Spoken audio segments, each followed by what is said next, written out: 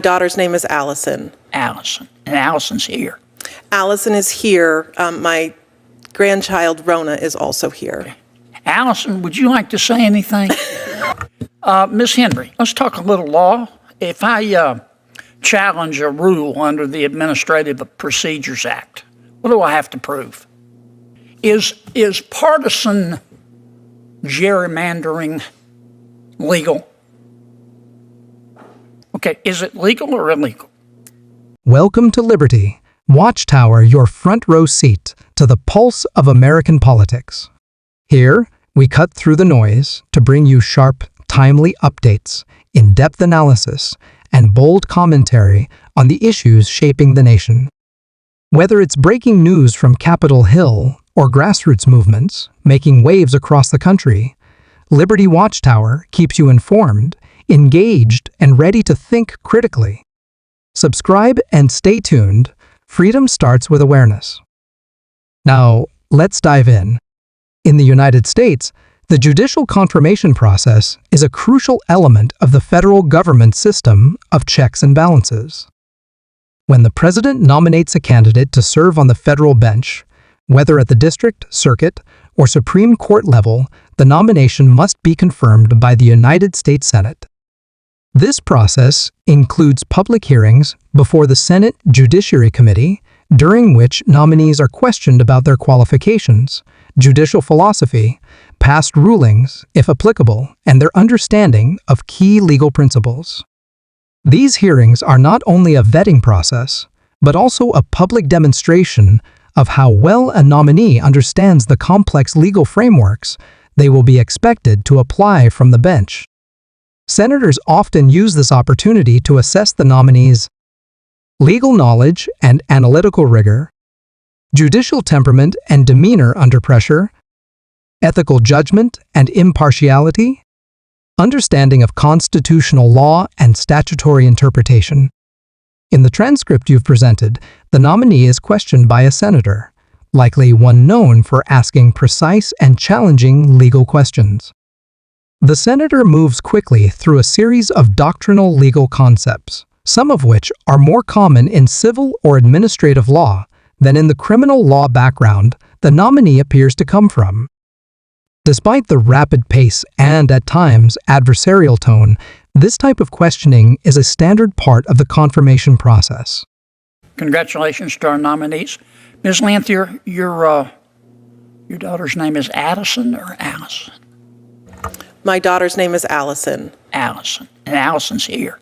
Allison is here. My grandchild, Rona, is also here. Okay. Allison, would you like to say anything?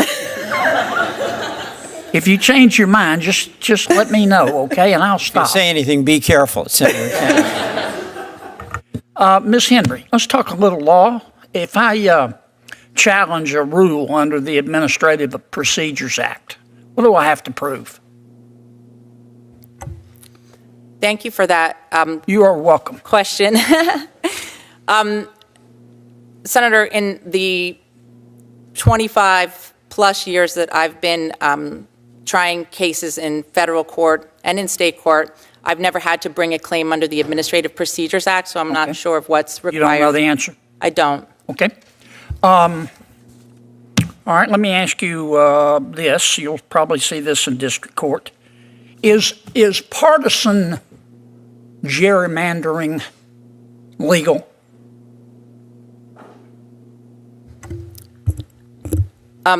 Thank you for that question. You're welcome. I think that I think that I would have to evaluate that claim if it were before me, and in doing so, I would look at what's involved in. But is it legal? Senator, I have not had that issue before me in my years. Do you know what practice. it is? I do understand. What I understand is when the districts are separated, voting districts, based on different political groups. Yeah. Yes. Okay. Is it legal or illegal? Senator, I haven't had that issue before me in my 30 years of practice. You don't know? So, but if I'm faced with that issue, I would research it and I'd be prepared to address it. Okay. All right. Do you know what a blue law is? I'm sorry, Senator? Do you know what a blue law is? A blue law is, Studied that in law school, I'm sure. I believe a blue law, Senator, is having to do with selling alcohol on certain days. Yeah, like usually on Sunday. Like, yes, Senator. Yeah. Does that violate the Establishment Clause? Does a blue law, let me be more precise, I'm sorry. Does a blue law violate the Establishment Clause? Senator, I don't believe a blue law does violate the Establishment Clause. Okay, why not? Well, because, Senator, If a legislature says you can't open and sell, let's say, food or anything on Sunday, not Thursday, not Saturday, Sunday, why doesn't that violate the Establishment Clause? Senator, I think there was an issue in a recent Supreme Court case that talked about whether they could force, it was a postal worker, to have to work on Sundays because that violated his religious beliefs to have to work on Sundays. And That wasn't under the blue law.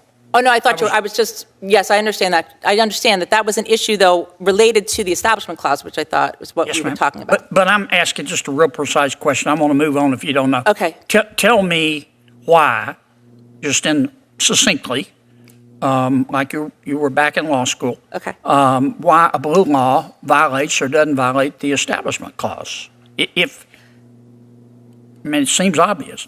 Well, the issue is whether, in looking at the Establishment Clause, of whether the action of the state in saying that you can't be open on a Sunday would would either interfere with the free exercise of the persons, or it would be the government establishing a religion. Yeah, I understand the issue. Okay. So what's the answer? So the answer is that I believe that there's case law on the fact that there can be blue laws that allow alcohol stores or places that sell alcohol to not be open on Sundays. Okay. The line of questioning includes several foundational legal topics: administrative law, Administrative Procedure Act, constitutional law, Establishment Clause and gerrymandering, tort law, proximate cause vs. cause in fact, antitrust law, consumer welfare standard, public morality and secularism, blue laws. These questions are intended to probe how well the nominee can recall or reason through issues outside their primary area of practice, a relevant inquiry since judges must often rule on a wide range of matters, especially in trial courts. The nominee, in turn, attempts to answer candidly, sometimes acknowledging unfamiliarity, which reflects honesty but may raise concerns for the senator about the nominee's breadth of legal knowledge. Additionally, the exchange touches on more personal and humanizing elements, such as the mention of the nominee's daughter, Allison, and grandchild, Rona, who are present in the room. These details serve as a reminder that behind the formality of Senate hearings are real people with families, aspirations, and years of public service. Ultimately, this transcript reveals the tension between legal precision and practical experience, and the importance placed on judicial readiness, intellectual humility, and the ability to interpret the law impartially and competently under scrutiny. Tell me the difference between proximate cause and cause in fact. Thank you for that question. You're welcome. So my understanding of proximate cause is something that's directly caused by something is cause in fact, and if it's inadvertent, I believe it would be proximate cause. But as I said, in my 30 years of practicing criminal law, that type of causation is not the type that we usually address. It's usually whether something's intentional, and that's most relevant to our criminal practice. I don't understand what you just said. I'm saying when you talk Let's try about... it again. Okay. What's the difference between proximate cause and cause in fact? My understanding of it, Senator, and because it has not come up in my 30 years of criminal practice, is that we look to whether something was directly caused or inadvertently caused, and that would be the idea of the difference between the two levels of causation. And I was only saying that in my criminal practice, when we look at whether something is caused, we look at the intent of a statute or of someone's action. Intent has nothing to do with it. I know, I understand You don't that. have I was to prove just simply, intent I was explaining in the a difference civil from case. Yes, I understand that. That's criminal. Yes, correct. All right. Tell me about the consumer welfare standard. The senator's time is close to expiring. How much time do I have left, Mr. Chairman? It's just you and me. We're down to the big guns here. Can you just tell me about the consumer welfare standard real fast? Senator, in my 30 years of practice, I've never, in numerous jury trials, I've never encountered the consumer welfare standard. Is that what you said, John? Yes, ma'am. I have not. I don't know. You don't know what it is? No, but if I came across that case. You'd look it up. I sure would. Okay, you're going to be doing a lot of looking up, it sounds to me like. Happy to do it. All right, Allison, did you change your mind? Anything you want to say? You sure? I'm good. Okay, how about vote for your mom? Yeah, do that. There you go. Thank you, Mr. Chairman. I like that last question, Senator from Louisiana. Senator's time has expired. Thank you. Thank you, Just Mr. one question for each of you. One of the wonderful things I think each of you brings to this is that you're